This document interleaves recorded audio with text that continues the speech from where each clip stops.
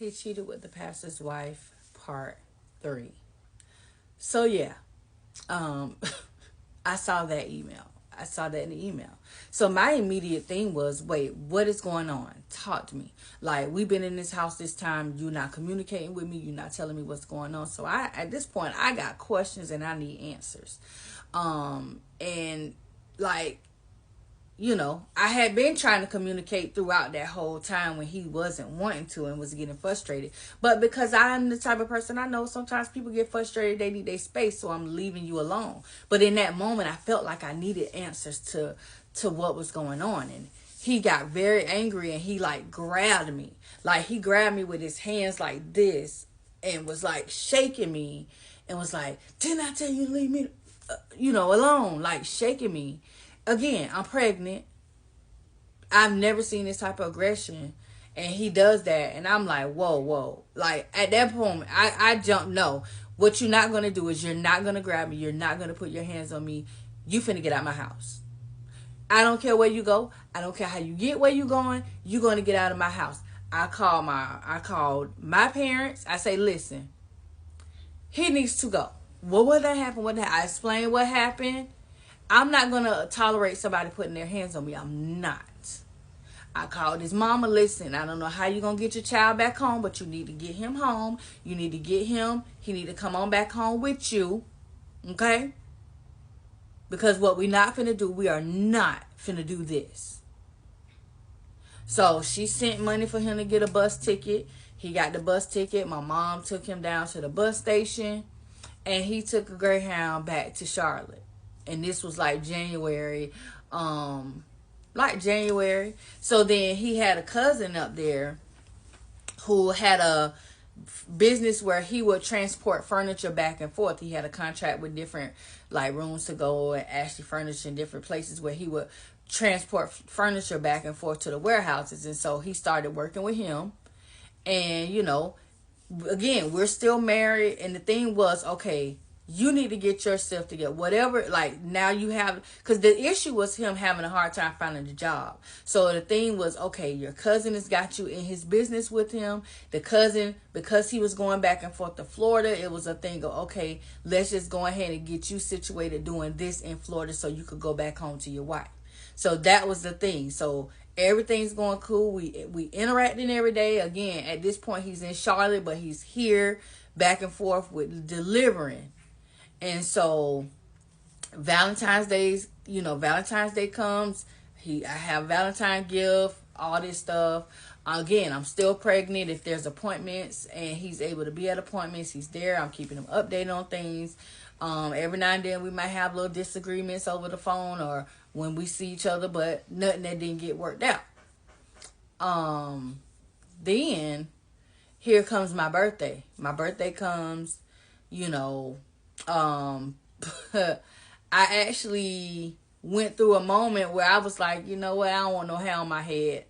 So I actually went and got my hair. I had my hair cut off. I cut my hair. Like, I just felt like I just needed a whole, like, I don't know. Maybe it's a pregnancy thing. But I just say, you know what? And I went and got this real low haircut. Some of you guys might have seen that picture before. My hair is about like that long. And, I did that. And so, all right, I had to move spots. And so, got my hair cut. Had, my little low haircut. And it was to the point now where, okay, it's time for him to come home. Now, before he comes home, I am going to the doctor because at this point I'm high risk. I'm taking insulin and they're watching my stress levels and everything to make sure that I'm not in stress, the baby's not in stress, things like that. And so he comes back home and his cousin has him doing the job here locally. And then every now and then they were still traveling and going back and forth to Charlotte. But he had been home. And this was probably like the end of June, early July. And so she was born July 11th. So my water broke that day. I have her. And of course, his family not here. So after she's born, His mom, aunt, cousin, they drive down to see her. I think she was probably not even maybe 2 weeks old at this point, or a week maybe. They come down, and so his mom is this really religious person. So she's like, oh yeah, my church has a church there that we're connected to. I want to take, not me, because I'm old school. I'm not going out. My porch is open. So him and then they all went to church that Sunday. So while they're at church that Sunday, I'm doing what I've always done before. He wanted to start looking for a job again, because even though he's now here doing the things local, he's getting less work because now he's back here and he's not primarily in Charlotte anymore. And so I'm doing what I usually do. Listen, I'm going to the email. I'm checking off the jobs. Okay? Now, the whole time he's in Charlotte, I'm under the impression that he's there talking to the pastor who he was working for at the time, getting counseling, because this is a man. He's always had this thing of, oh, my father wasn't in my life growing up. And, this is someone I look to as a father figure. So he's counseling me. His cousin is counseling him. He's telling me he's working on his attitude and things. And he's getting help in a sense, because he was very frustrated because he was not finding jobs and different things. And so that's what I'm under the impression he's doing in Charlotte. Now, here's where you're going to find out what he really was doing in Charlotte on top of all that, okay? He was at church. They left and went to church. So I said, okay, well, let me do some applications. Baby was asleep. Cool. So I get the laptop and I start, going through. I say, all right, let me go in the email. Let me check off. Okay, he applied here, here, here, here, here. Then I get to a point where there's a email that's not like the others. Because usually, if you use one search engine and you apply for so many emails, you've got all these response emails. And then there was an email in between. I was like, well, what website this, what job this was. And so I clicked on it. It's not a job. It's an email between him and a woman. A long email thread, okay? And in this email thread, him and this woman, they're having conversations back and forth. On my birthday, he sent her $100, okay? You heard that right. I didn't get $100 from my own husband on my birthday, but he sent this help for $100 on my birthday.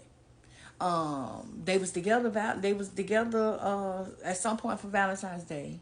She was sending him naked pictures, and to top it all off, she was a pastor's wife. Her husband, she's married. Her husband is a pastor in Charlotte. Not the pastor that he was working with at the time, a different pastor. Okay? Hello? You follow me? Yeah. And so she was sending him news. She was talking about how, yeah, I wish you was here with me. I don't like being in this bed with this man, with this little thing and all this. Like, she was like raunchy, like some stuff you ain't expecting to see come out no pastor wife's mouth. Okay? And so me being the person I am, I immediately took those emails and forwarded them to my email. Because first of all, what you're not going to do is you're not going to realize that I even saw it and you delete it before I get a chance to even. So I went through all of them, forwarded them to myself. And then I saw her name. I went on Facebook, searched her name, could not find her name. I'm like, that don't seem right. Because I had seen her name before. But I was only under the impression this was somebody he went to high school with, okay? That's what I was under the impression.